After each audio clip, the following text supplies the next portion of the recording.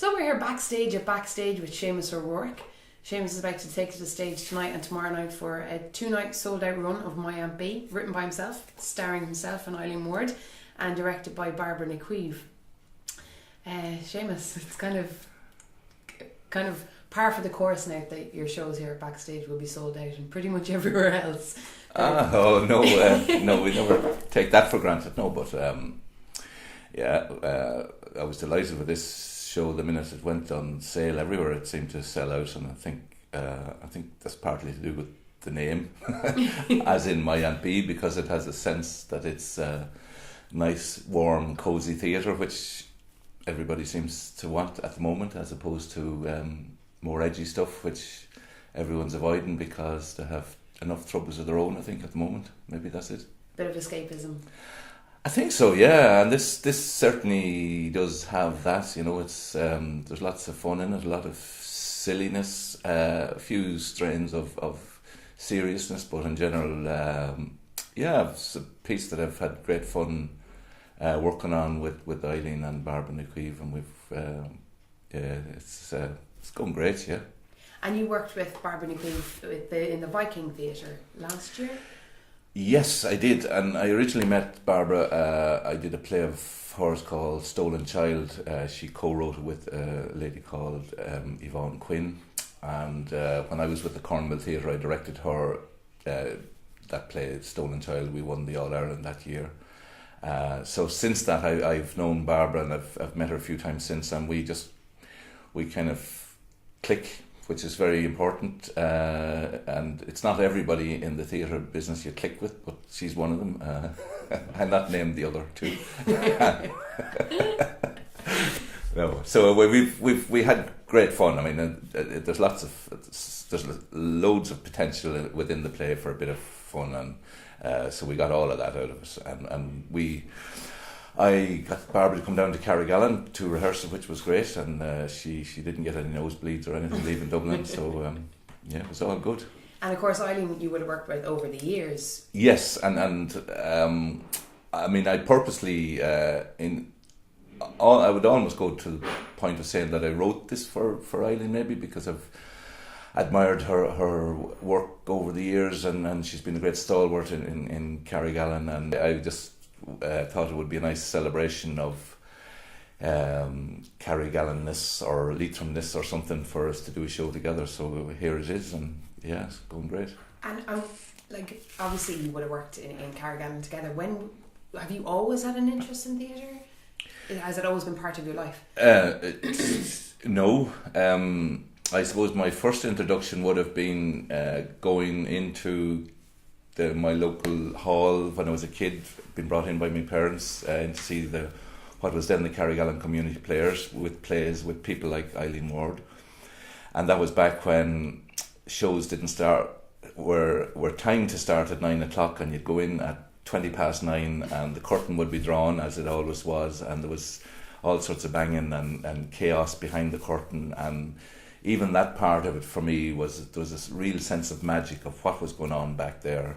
And although I never, I suppose, vocalised it or never said it to anybody, but I always had a fascination with theatre since then. And but I was in my early 20s before I had the courage to put myself forward. In fact, I didn't put myself forward. I was asked, and I went along then. But I went along more as a backstage person, and I was a carpenter, and I had access to a van, and I think that's the potential they saw.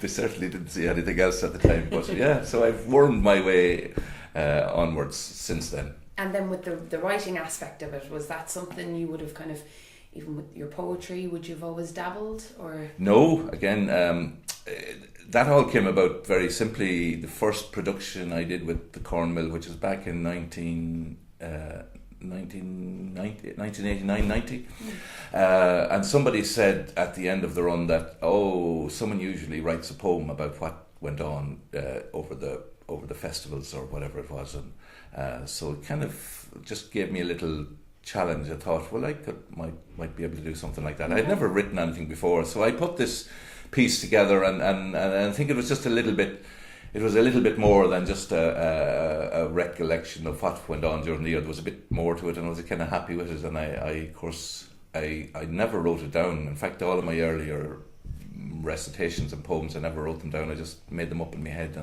and they've stayed there ever since. So if you have a half an hour, so that was my introduction to writing, and I think all of my writing, including the poetry side of it, is kind of with a view to performing it, as opposed to sitting in solitude writing about life, because I don't really do that very well. Okay, it's to bring the voice to it instead. Yeah, it's just a chance to perform it, I think, as much as anything else. And I think lately, I think I've become a little bit more. It's a little bit more about just the words and putting stuff together in a certain way. And I wouldn't call myself a poet, by the way. I'm more of a. Many beg to differ. I don't know what. Yeah, I don't know what. I can imagine what my father was, but I'm certainly not a poet. I had a mad aunt, actually, who she's still alive, and she's in America, and she's partly what Aunt B is based on. And she became a couple of things. She became a born again Christian, and she also is a poet. Right.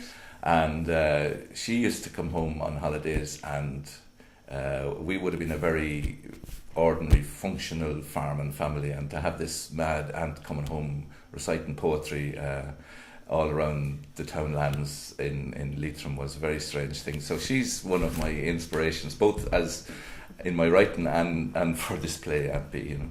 Brilliant. And then, like, when you have your piece and it's to see it on stage, what did that first feel like? What was your first play, actually, and to see that on stage? What was my first play to write? Yeah. I made a lot of attempts to write plays and failed miserably, because I put all my ideas into the first 2 pages, and then I said, what am I going to write about now? And then I kind of gained a bit of confidence from directing plays, and kind of thought, I could direct this, and even if I had a bad script, I could maybe make something of it. So that was my that's what gave me the bravery to go and write a script, because I said I could write a bad script myself. So I wrote a play called Dig in a very short time, actually. And you're asking me what did I think when I went on stage. Well, the problem with all of my plays is I've been in them, so I've never got that. I've never been able to sit and look, and I think I'm glad, because I don't do that. And say The Halfway House, which an in-house production here at Backstage. We were delighted to have you as our director in residence. So for that, you were seeing your work. Yes. So was it a nervous feeling? It was letting go, really. Yeah. Yes. All I can see when in spite of all the wonderful performances and everything, all I can see is the flaws in the play, I'm afraid, you know. So you're your own worst critic, really. Yeah, and it's not. I don't mean to just say that for the sake of saying it. I just can't. I can't watch. You know, even stuff that I've done even more recently. You know, a few bits on telly and that, and I can't bear to watch it. It's just horrible. Well, it's a good job the people in the audience don't think that, because clearly they don't. They're knocking the doors down to get tickets. Yeah. I actually went to see. There's a play of mine being done at the moment called The Trap Family by a group called Sillin Players, who are in the All-Ireland confined All-Ireland this week in Tubbercurry. Right. And I went to see it on first night, and I hadn't looked at the play for the guts of 10 years, I suppose. And I was delighted with what they'd done, and I have to say I was in the audience, and I found myself laughing out loud a few times, which is very. I'm sure people must have thought, who does he think he is, laughing at his own play? But anyway, so they're doing a great job. But 10 years is probably a nice distance that you kind of have forgotten. You know, maybe not. Yeah, but I haven't many 10 years left, so I'll have to stop writing pretty soon. How many plays do you reckon you've amassed over the years now? That's a good question. I actually counted it up recently, because the reason I did this was because I found myself in a furniture shop for this play buying a chair. And it all of a sudden dawned on me, I have never used a chair in a play before. Now, I did use it use an office chair in Halfway House and Stalemate, which I also did here in Canal Studios with Backstage. But I've never used a proper stage on the set. So I've done, I think, about 13 or 14 plays at the moment. So, and there's a group down in Cork doing Victor's Dung in the Mockra finals this weekend as well. So it's nice. It's lovely that they're out there just giving people a bit of pleasure, you know. And I don't mean just an audience. I was talking to Paddy Farley, who's directing the Cillin Players, and you know they've had great fun with the piece. So I'm delighted. That's what it's about. Long may it continue. Great, absolutely. And I don't think I could leave you now without asking. We're based in Longford. Where do you think the seed was planted for the good old Mossey Farrell? Mossey Flood. Mossey Flood. Excuse me, poor Mossey. Excuse me. Will be turning in his kitchen as we speak. That was a very off the cuff thing that happened. I was listening to, maybe I might have seen it on Facebook, some poll that was taken about the most miserable place in Ireland. Yes, whatever I think I might have come across that myself. Yeah, and I mean, as a Leitrim man, we are very often in those same positions. We're usually fighting for position with Longford. Although Leitrim now has become a kind of a...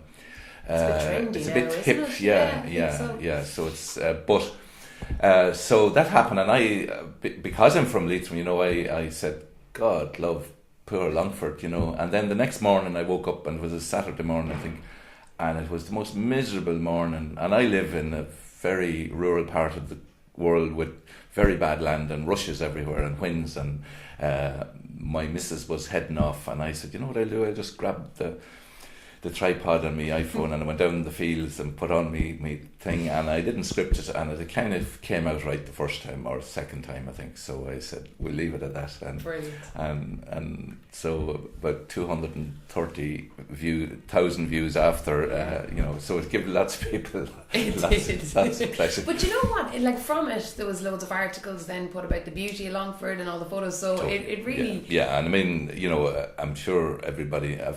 I think there was a few people who thought I was being very serious and very naughty, but I mean, it was done in the best possible light-heartedness, and you know, anyone knows me knows that I don't take anything too serious. But because I have a great, you know, I've worked a lot here in Backstage, and I know a lot. We're only a couple of miles from the Longford border, and a lot of great people around, and lots of wasps.